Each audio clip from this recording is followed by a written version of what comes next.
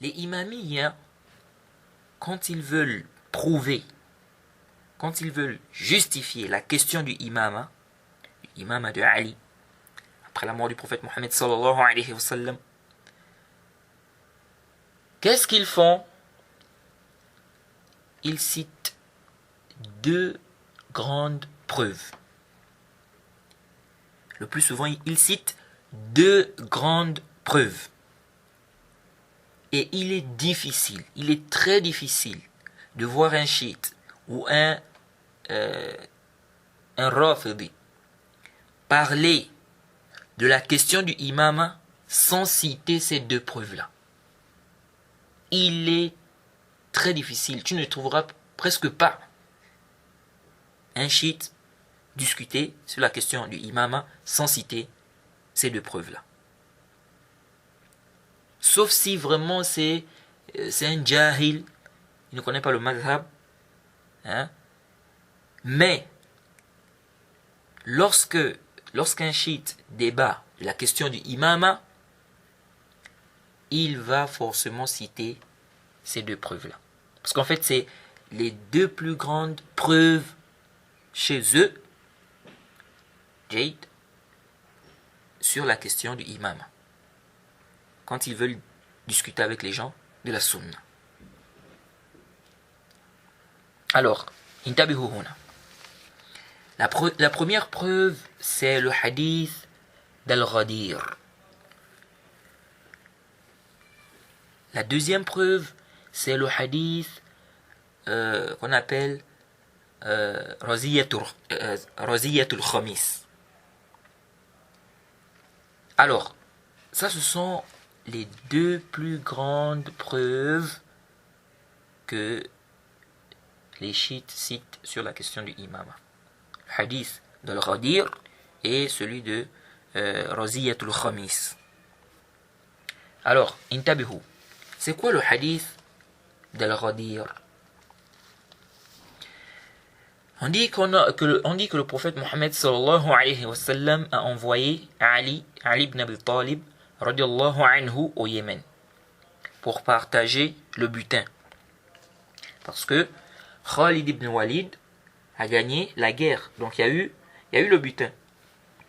Il y a eu le butin. Il a donc informé le prophète Mohammed sallallahu alayhi wa sallam pardon. Il a informé le prophète Mohammed sallallahu alayhi wa sallam et il a demandé qu'on envoie donc quelqu'un pour partager le butin. Et le prophète Mohammed sallallahu alayhi wa sallam a envoyé Ali ibn Abi Talib. Et il lui a dit qu'il le rejoint après au Hajj. Alors, Ali et donc Ali, il a partagé le butin. Et il a pris une partie du butin. Jade. Donc il fait partie des gens qui devaient prendre une partie du butin. Il a pris une partie du butin. Et là, certains se sont fâchés. Un compagnon est venu se plaindre auprès du prophète Mohammed sallallahu alayhi wa sallam par rapport à cela. Donc il a expliqué ce qui s'est passé. Le prophète Mohammed sallallahu alayhi wa sallam n'a rien dit. Il a répété sa plainte et le prophète Mohammed sallallahu alayhi wa sallam lui a demandé: tu détestes Ali? Il a dit oui. Le prophète lui a dit: ne fais pas cela. Dans le cinquième du butin, il a plus que ça. C'est-à-dire qu'il a plus que ce qu'il a pris. Et il a dit qu'il ne l'a plus détesté après cela. Ça, c'est la première histoire. La deuxième histoire, on dit que Ali ibn Abi Talib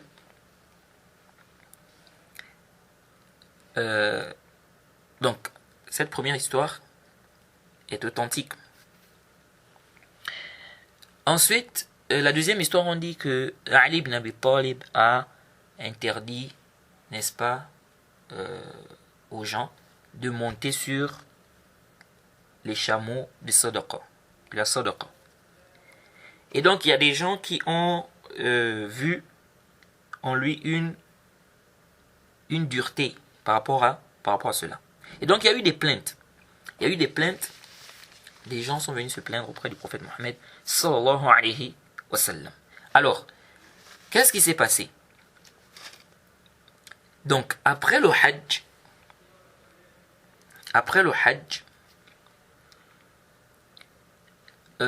lorsque le prophète Mohammed sallallahu alayhi wa sallam était en route, donc il quittait Makkah, il est arrivé donc les gens qui étaient avec, donc le prophète avec les gens qui étaient, n'est-ce pas, avec lui, ils sont arrivés dans un endroit où il y avait de l'eau. Donc les gens de Makkah sont restés à Makkah. Ceux qui restaient à Makkah, ils sont restés à Makkah. Donc ceux qui étaient avec le prophète, ce sont ceux-là qui allaient à Médine ou ceux qui empruntaient le même chemin que le prophète Mohammed sallallahu alayhi wa sallam. Donc le prophète a profité à parler. Donc ils se sont arrêtés dans un endroit. Le prophète Mohammed sallallahu alayhi wa sallam a profité à parler. Il a dit, je vous laisse deux choses, le Coran, et il a parlé de Ahl al-Bayt. Maintenant, dans une version de Tirmidhi, Ahmed et bien d'autres, on dit que le prophète Mohammed sallallahu alayhi wa sallam a dit Man kuntu mawlahu fa'aliyun mawlah. On dit que le prophète Mohammed sallallahu alayhi wa sallam a dit ce jour-là, celui dont je suis son allié, Ali est également son allié. Alors, intabihu, les chiites ou les imamiyya prennent ça comme argument pour dire que Ali est celui qui devait prendre le pouvoir après la mort du prophète Mohammed sallallahu alayhi wa sallam. Kaif, Lesh, ils te disent, dans ce hadith, le prophète Mohammed sallallahu alayhi wa sallam a dit Man kuntu mawlahu fa'aliyun mawlahu. Donc ils expliquent mawlahu ici comme hakim, c'est-à-dire que gouverneur, c'est lui qui doit, n'est-ce pas, diriger après le prophète Mohammed sallallahu alayhi wa sallam. Donc ils te disent que le prophète Mohammed sallallahu alayhi wa sallam a dit celui dont je suis son dirigeant, Jayd, son hakim, Ali est également son dirigeant, son gouverneur. Vous voyez. Donc ils disent, ce hadith montre que c'est Ali ibn Abi Talib qui devait prendre le pouvoir après la mort du prophète Mohammed sallallahu alayhi wa sallam. Et les chiites ont ajouté, dans cette histoire, ils ont ajouté que le prophète Mohammed sallallahu alayhi wa sallam a dit aux compagnons, levez-vous, faites la bay'a à Ali. Wa hadha kadhibun mahd. Ceci est un pur mensonge. Le prophète n'a jamais dit ça. De plus, comment il va leur dire de faire la bay'a à Ali, donc le serment d'allégeance à Ali, alors qu'il est encore vivant? Alors qu'il est encore vivant. Parce qu'on ne peut pas avoir deux dirigeants en même temps. On ne peut pas avoir deux gouverneurs.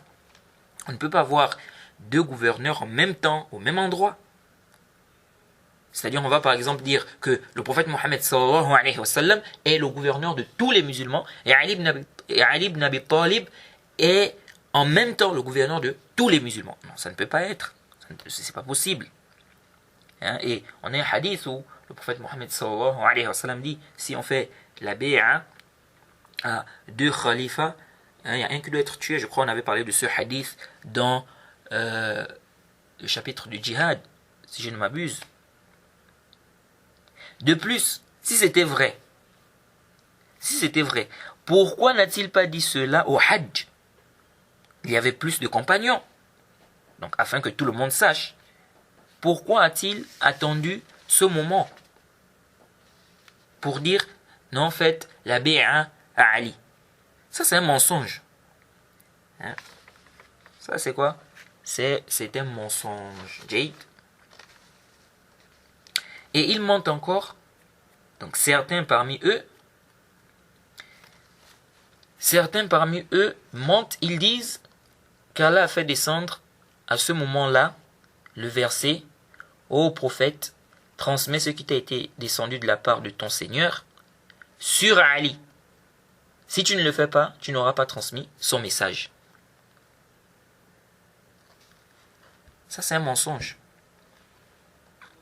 Déjà, ils ajoutent, ils disent qu'Allah subhanahu wa ta'ala a dit: ô prophète, transmets ce qui t'a été descendu de la part de ton Seigneur sur Ali.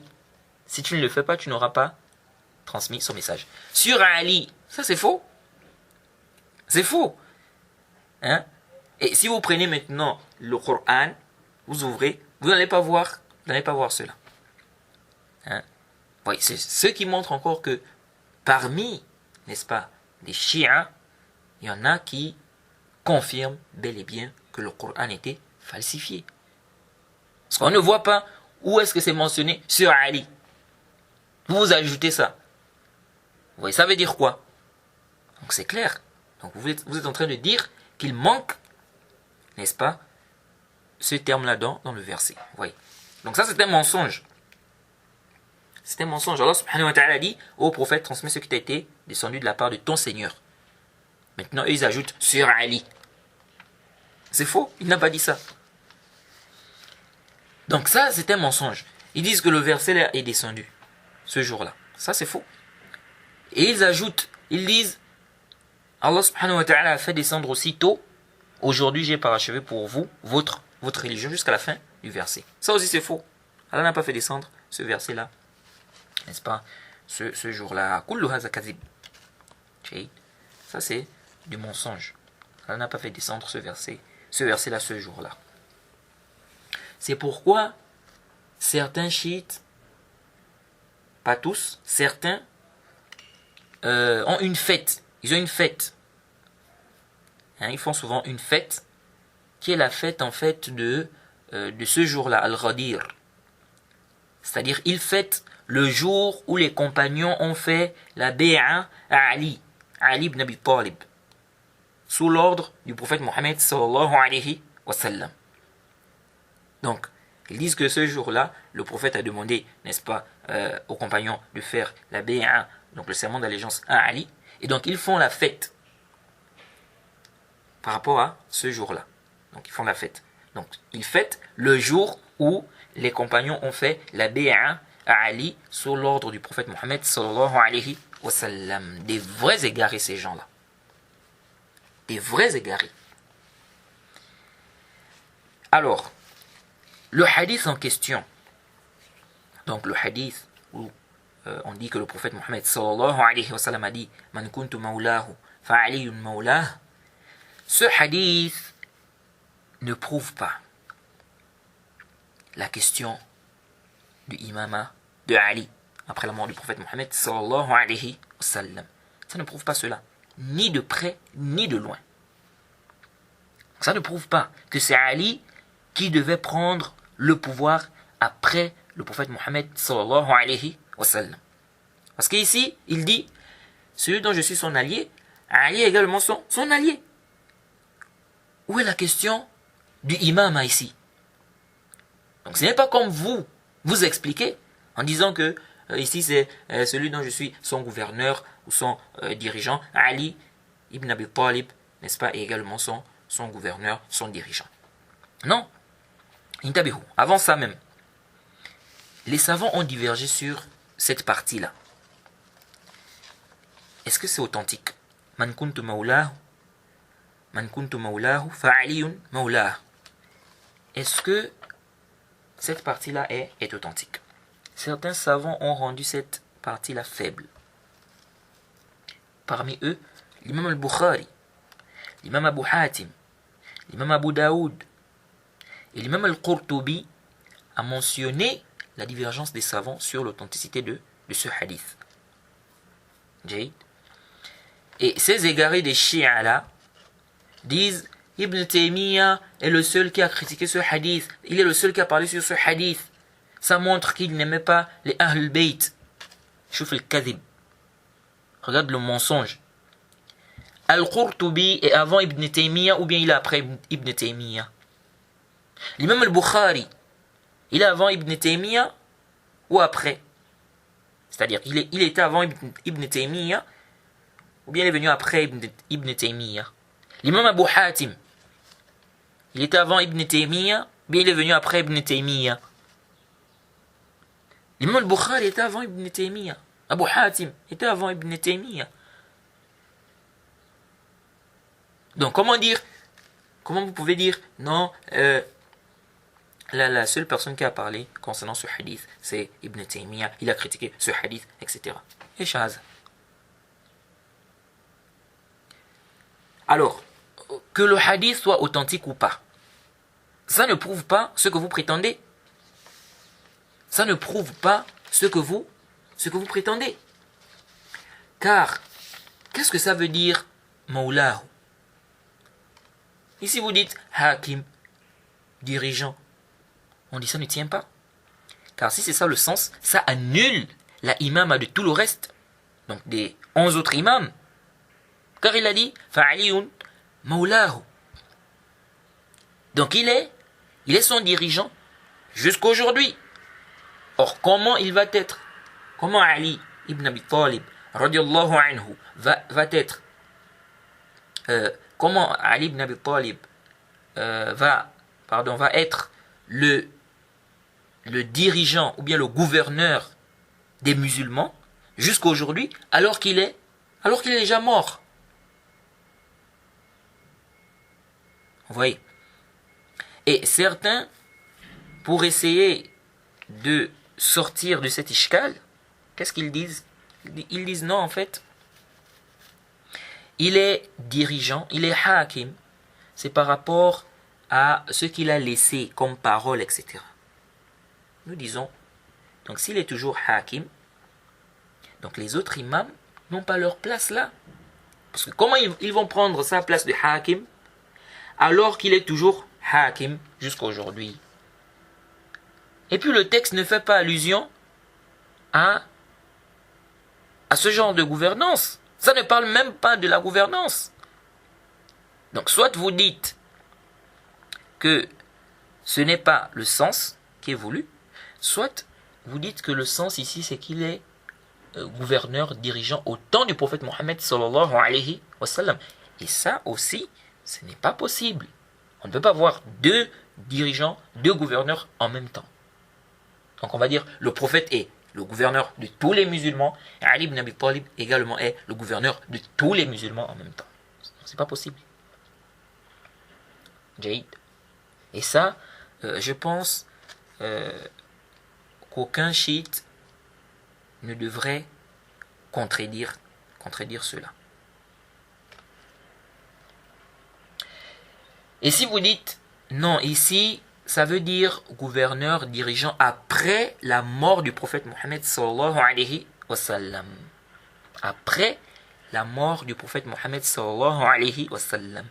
Alors on va vous demander où est le dalil, où est la preuve sur cela. Où est la preuve sur cela? Alors, intabihu huna. On a un ajout par rapport à ce hadith. Il y a un ajout qui a été rapporté où on dit que le prophète Mohammed sallallahu alayhi wa sallam a dit Ali est le wali de tout croyant après moi. Ali est le wali de tout croyant après moi. Alors cet ajout, les savants ont divergé sur son authenticité.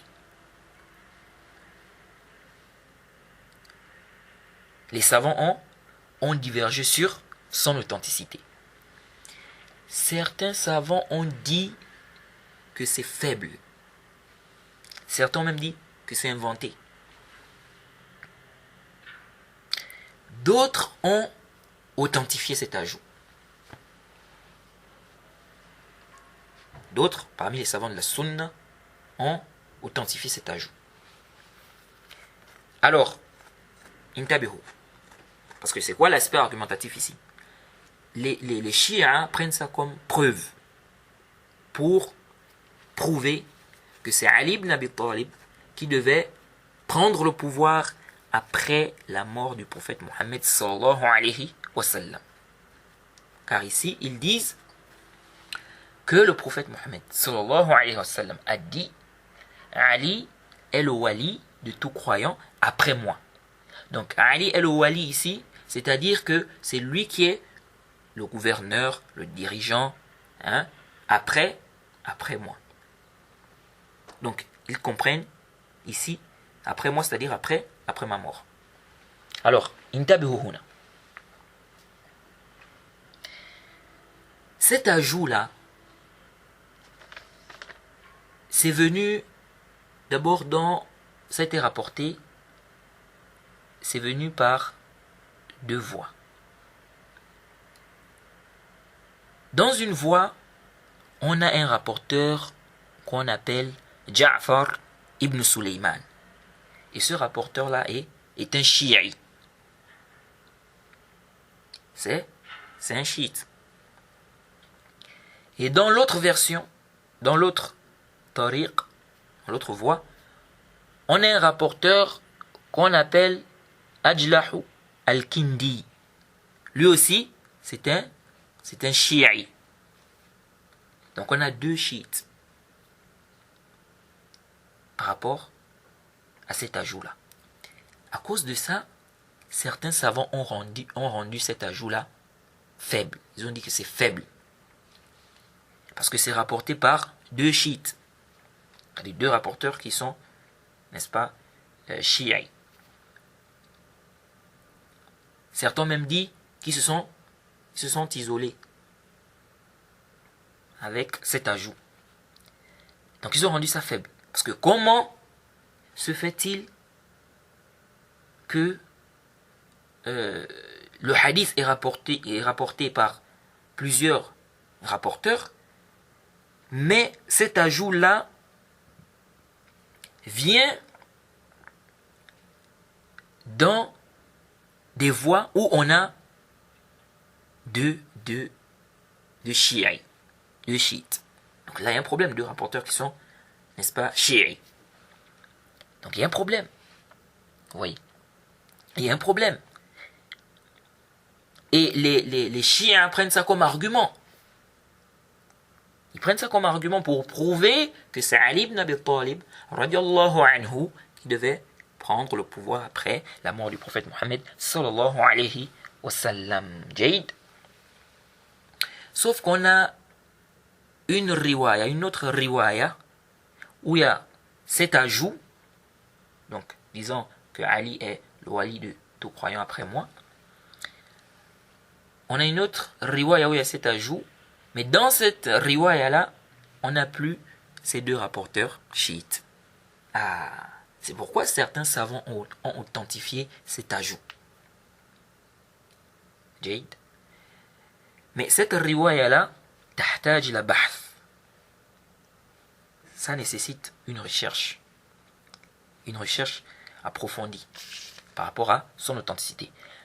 Après, il y en a qui peuvent dire, mais les savants ont divergé par rapport à la question de la riwaya du mubtadi', de l'innovateur. Et il y a des savants qui ont dit qu'on peut prendre la riwaya du mubtadi'. Il y en a qui ont dit s'ils n'appellent pas ça bid'a, et il y en a même qui n'ont pas mis ça comme restriction. On avait détaillé cette question dans le Nuzha. Ala kulli hal, nous disons ceci, intabihu. Même si on dit que cet ajout est authentique. Jaid. Donc cet ajout-là, disant que Ali est le wali de tout croyant après moi. Même si on dit que c'est authentique, ça ne prouve pas que c'est Ali ibn Abi Talib qui devait être le gouverneur ou le dirigeant. Ça ne prouve pas que c'est Ali ibn Abi Talib qui devait prendre le pouvoir après la mort du prophète Mohammed sallallahu alayhi wa sallam. Non, ça ne prouve pas cela. Donc, c'est une erreur, c'est-à-dire prendre ce hadith et expliquer ça de cette façon. Donc, dire que ce qui est voulu ici, c'est que Ali ibn Abi Talib, ce qui est voulu ici, c'est que Ali ibn Abi Talib devait prendre, n'est-ce pas, le pouvoir juste après la mort du prophète Mohammed sallallahu alayhi wa sallam, c'est-à-dire comprendre ce hadith comme ça, que c'est Ali ibn Abi Talib qui devait prendre le pouvoir après la mort du prophète Mohammed sallallahu alayhi wa sallam, ça, c'est une erreur. هذا خطأ. ليش? Pourquoi? انتبهوا. Tout d'abord, nous disons Ali ibn Abi Talib est l'allié des croyants. Ça, il n'y a pas de doute sur cela. Jade, Ali ibn Abi Talib est l'allié des croyants. C'est l'allié des croyants.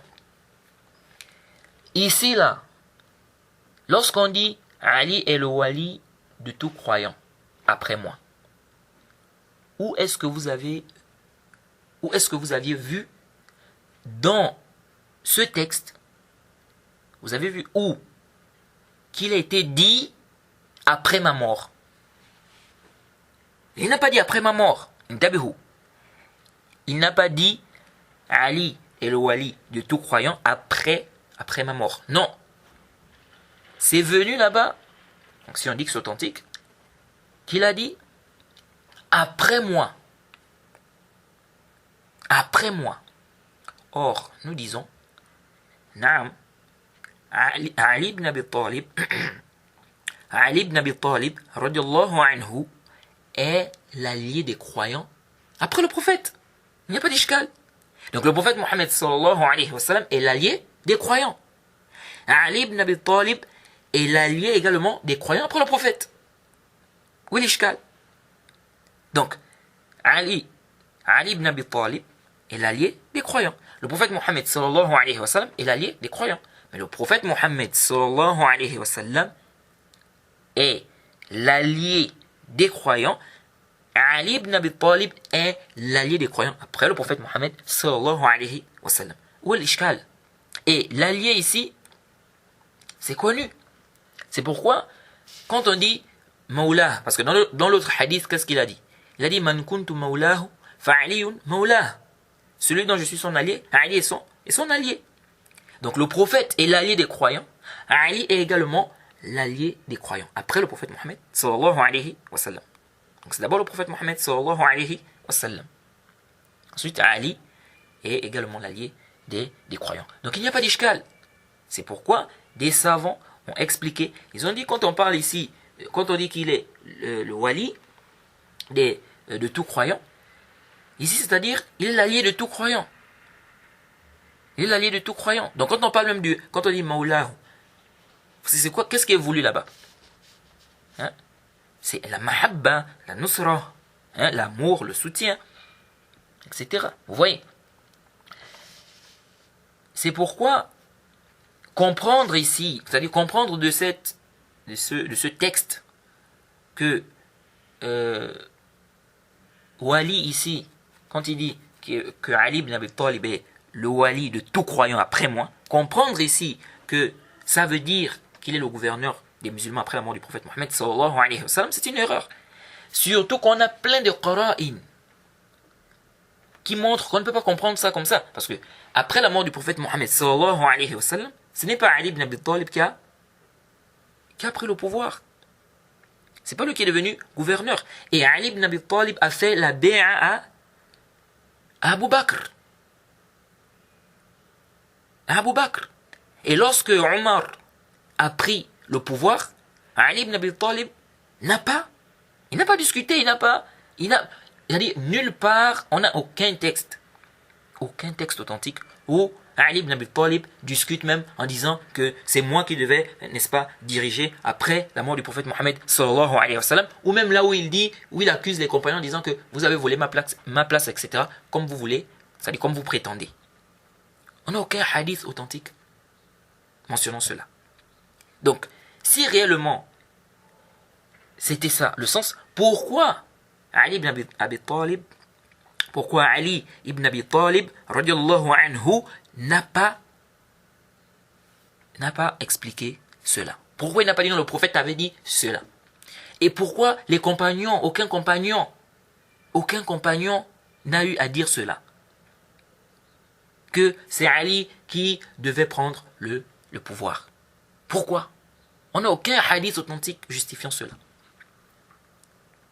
Donc tous ces qara'in là montrent qu'on ne peut pas comprendre ce hadith, c'est-à-dire cet ajout, comme vous avez compris. C'est pourquoi le Cheikh Al-Albani, quand il a parlé de cet ajout, il a fait comprendre qu'on ne comprend pas de cet ajout-là. C'est-à-dire de cette partie, quand il dit qu'il a dit que Ali est le wali de tout croyant, après moi, il a fait comprendre qu'on ne comprend pas de cet ajout qu'il s'agit de la gouvernance, c'est-à-dire que Ali est celui qui devait prendre le pouvoir après la mort du prophète Mohammed sallallahu alayhi wa sallam. Non. Jaïd. Donc, ce qui est voulu ici, c'est quoi? C'est la mahabba, la nusra. Jaïd. Donc si on dit que Ali est le wali de tout croyant, nous disons naam, c'est-à-dire qu'il est l'allié de tout croyant. Il est l'allié de tous les croyants. Et ceci, que ce soit de son vivant ou après, donc après sa mort, il est l'allié de tous les croyants. Jaïd. Donc il n'y a pas d'ishkal ici. Jaïd. Et ce qui montre clairement que le hadith d'Al-Ghadir, ce qui montre clairement que ça ne parle pas du khilafa de Ali après le prophète Mohammed sallallahu alayhi wa sallam, c'est le sabab al-wurud, l'histoire même du hadith, ce qui a fait en sorte que le prophète Mohammed sallallahu alayhi wa sallam dise cette parole: Man kuntu mawlahu fa aliyun mawlah. Si on dit que c'est authentique. Celui dont je suis son allié, Ali est également son allié. Comme certains savants ont expliqué, c'est-à-dire que le prophète, lorsqu'il a envoyé Ali ibn Abi Talib au Yémen, il y a eu plusieurs plaintes. Jaïd. Donc là, on va comprendre le sens de ce hadith, clairement. Lorsque le prophète Mohammed sallallahu alayhi wa sallam a envoyé Ali ibn Abi Talib au Yémen, il y a eu plusieurs plaintes à son encontre. Donc les gens sont venus se plaindre auprès du prophète Mohammed sallallahu alayhi wa sallam par rapport à Ali. Et donc le prophète a voulu montrer la place de Ali, qu'il aime, et les encourager également, donc les compagnons, bien ceux qui étaient là, les encourager, Jaïd, également à l'aimer et à le soutenir. Et donc ils ne doivent pas le détester. Et Ibn Kathir a dit une parole allant dans ce sens-là, dans Al-Bidaya wa Nihaya, au tome 5 à la page 227. Donc c'est pourquoi il a dit Man kuntu mawlahu fa aliyun mawlah. Celui dont je suis son allié, Ali est également son allié. Et c'est pourquoi il a parlé de Ahlul Bayt. Donc on doit les aimer. Donc ici il n'y a pas d'ishkal. C'est-à-dire que le prophète Mohammed sallallahu alayhi wa sallam a fait comprendre par ses propos, Jayd, que ceux qui ont encore quelque chose dans leur cœur envers Ali, ils ne doivent pas voir cela. Ou que ceux qui le détestent, ils ne doivent pas le détester. Donc il a dit, celui dont je suis son allié, Ali est également son allié. Donc il ne doit pas le détester. Où est la question du imam ici? Nulle part. C'est comme lorsque le prophète Mohammed sallallahu alayhi wa sallam a dit, n'allez-vous pas délaisser mon compagnon, parlant d'Abu Bakr. On a vu ça. C'était pour montrer la place d'Abu Bakr. Pour montrer qu'ils ne doivent pas faire ce qu'il ce qu'ils étaient en train de faire vis-à-vis de lui. Donc, où est la question du imam? Où est la question du imam dans le texte là, d'Al-Ghadir? Il n'y a pas. Ça ne parle pas de cela. Et pour bien comprendre un texte, si ça a une histoire, Jade, c'est-à-dire ce qui a fait que le prophète dise le hadith, ou ce hadith, il faut s'aider de cette histoire. Le sabab nous permet de comprendre le texte. Ça nous permet de comprendre le texte. Si on a un texte et qu'il y a un ishkal au niveau de la compréhension du texte, Jade, on peut comprendre ça, on peut comprendre ça, on peut comprendre ça, on peut comprendre ça. Si le texte a une histoire, on doit s'aider de cette histoire pour comprendre qu'est-ce qui est voulu dans le texte. Donc ça aide dans la compréhension du texte. Ça aide. C'est comme le Coran. On dit tel verset est descendu à cause de ça. Il y a eu ceci, à la suite de cela, le verset est descendu. Donc, on s'aide de cette histoire, on s'aide du sabab de nuzul, pour mieux comprendre le texte, pour comprendre le texte. Jade. Et donc, les chiites, les chiites, en général, citent juste cette partie-là. Man kuntu maulahu fa'aliyu maulahu. Celui dont je suis son allié, Ali également son allié. Mais il faut revenir à l'histoire de ce récit pour mieux comprendre. Et quand on fait cela, on se rend compte que ça n'a rien à voir avec ce que vous prétendez. Et ce terme-là, maulahu, c'est venu également dans le Coran. وَإِن تَظَاهَرَا عَلَيْهِ فَإِنَّ اللَّهَ هُوَ مَوْلَاهُ. Jusqu'à la fin du verset. Sourate 66 au verset 4. Allah subhanahu wa ta'ala dit sur la traduction rapprochée: mais si vous vous soutenez l'une l'autre contre le prophète, alors ses alliés seront Allah, Jibril et les vertus d'entre les croyants. Donc ici ce n'est pas dirigeant, gouverneur, hakim, non. Il fa inna Allah huwa maulahu. Vous voyez. Donc c'est venu également ici, comme là-bas dans le hadith, man kuntu maulahu fa aliyun maulahu. Donc sur quelle base vous avez restreint le sens de, c'est-à-dire sur quelle base vous dites que maulahu ici, donc dans le hadith d'Al-Ghadir, sur quelle base vous dites que maulahu ici c'est dirigeant, gouverneur, hakim? Sur quelle base? C'est quoi le dalil?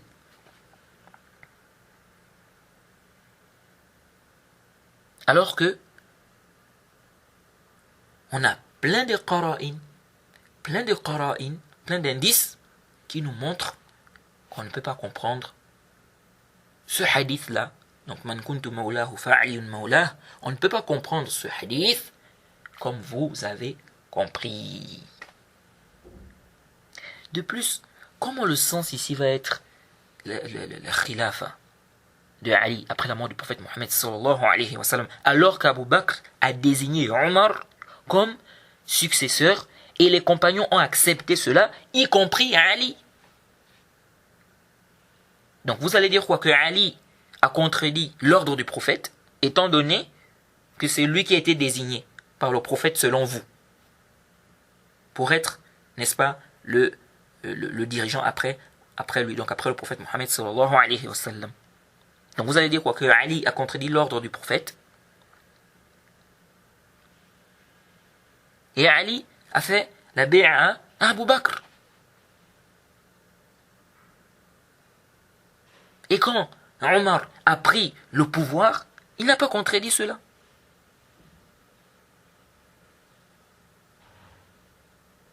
Vous voyez? Othman également. Donc, tout ça, ce sont des qara'in qui montrent que vous vous êtes égaré dans la compréhension de ce texte. Le hadith d'Al-Ghadir. Le hadith d'Al-Ghadir. Et l'histoire d'Al-Ghadir, c'était après le Hajj. Or, le verset « Aujourd'hui j'ai parachevé pour vous votre religion », ce verset est descendu, comme c'est venu dans le Sahih Bukhari et le Sahih Muslim, ce verset est descendu le jour de Arafah, qui est le 9e jour du Hajj. Donc le Hajj n'était pas encore fini. Donc comment se fait-il que l'imam de Ali, qui fait partie des fondements du din, selon vous, c'est même un pilier, comment se fait-il que le prophète Mohammed sallallahu alayhi wa sallam parle de ça après la descente de ce verset? Aujourd'hui j'ai parachevé pour votre religion. Comment? C'est pourquoi les chiites veulent à tout prix dire que ce verset est descendu le même jour que le hadith d'Al-Ghadir. Or ça c'est faux. Ça c'est faux. Et Ibn Taymiyyah, le Cheikh al-Islam Ibn Taymiyyah, rahimahullah, dit: ce qui prouve que ce qui s'est passé le jour d'Al-Ghadir ne faisait pas partie de ce qu'on a ordonné au prophète de transmettre, comme ce qu'il a transmis au Hajj, c'est que beaucoup ou la plupart de ceux qui ont fait le Hajj ne sont pas venus à Médine. Donc les gens de Mecca sont restés chez eux à Mecca. Les gens de Taïf sont allés à Taïf. Les gens du Yémen au Yémen. Ceux qui sont allés avec le prophète sont les gens de Médine et ceux qui étaient proches de Médine. Et si ceci était une chose qu'on lui a ordonné de transmettre, comme ce qu'il a transmis au Hajj, il devait transmettre ça comme il a transmis les autres choses. Or, il n'a pas parlé de ça, du imam de Ali au Hajj. Il n'a même pas parlé de Ali dans sa khutbah. Cela n'a pas été rapporté, ni par une chaîne de transmission authentique, ni par une chaîne de transmission faible. Ni par une chaîne de transmission faible. Le Cheikh al-Islam Ibn Taymiyyah le dit dans son livre Minhaj Sunnah, tome 7, page 227. Et c'est l'un des plus grands livres qui refutent les chiites. Je dirais même que je n'ai pas vu un livre, d'ailleurs, je dirais même que je n'ai pas vu un livre qui a refuté les chiites comme ce livre. C'est-à-dire, je n'ai pas vu quelqu'un qui a refuté les chiites, les rawafid, comme le Cheikh al-Islam Ibn Taymiyyah dans ce livre-là. Vous voyez. Donc, Hasbi ilmi, on peut même dire que c'est le plus grand livre qui a refuté les chiites. Chez les gens parmi donc les gens de la Sunna, parmi ceux qui ont écrit, qui ont refuté, n'est-ce pas, les chiites ou bien les rawafid. Hasbi ilmi, de ce que je sais. C'est un livre vraiment où le Cheikh al-Islam Ibn Taymiyyah a vraiment, il a bien refuté les rawafid. C'est vraiment un grand livre, ce livre, Minhaj Sunnah. Alors, et dans l'histoire même, quand on parle du hadith d'Al-Ghadir,